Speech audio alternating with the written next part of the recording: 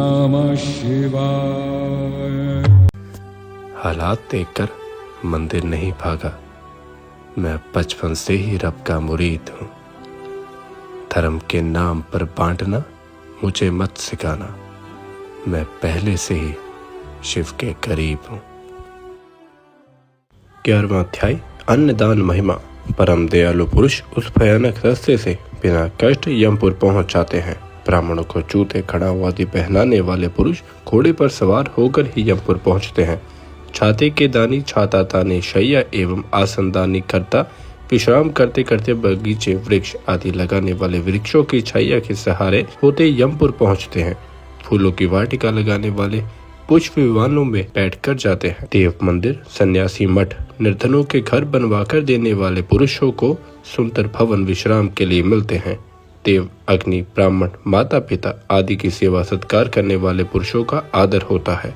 दीप जलाकर दूसरों को प्रकाश देने वाले जन प्रकाश पाकर निरोगता पूर्वक सुख से विचरण करते हैं। गुरु सेवक विश्राम पूर्वक होकर तीन गरीब एवं ब्राह्मणों को दान देने वाले अपने घर जैसे सुख भोगते हुए यम का रास्ता करते हैं। गौदान करता मनचाहा सुख भोगते हैं। अन्न जल दाता अन्न जल पाते हैं। ब्राह्मणों के चरण धोने वाले जल पिंचित मार्ग से जाते हैं। ब्राह्मणों के चरणों की मालिश करने वाले घोड़ों पर सवार होकर जाते हैं। स्वर्ण तथा रजत दान दोनों स्वर्ग के सुखदायक हैं। अन्न तो सब दोनों में उत्तम दान है। यही दान प्राणियों को उत्पन्न करता, प्राणियों में उत्साह, प्रसन्नता, बल, बुद्धि, रुधिर, मांस, चर्बी, वीर्य आदि वृद्धक है। अन्न न मिलने पर अनेकों प्रकार के सुख, चैन, वैभव, विलास आदि मनुष्य को जीवित नहीं रख सकते। इस कारण अन्नदान करने वाले सभी सुख पाते हैं। दान में दिए अन्न खाने से शरीर पुष्ट होता है। उस शरीर से धर्म होता है। उस धर्म का आधा भाग अन्नदाता को मिलता है। यह शरीर ही तो धर्म, अर्थ, काम, मोक्ष साधक है। अतः इस शरीर की पुष्टि के लिए अन्न सबसे उत्तम होता है और यह संसार पर ही कायम है। अन्न बल एवं प्राण है।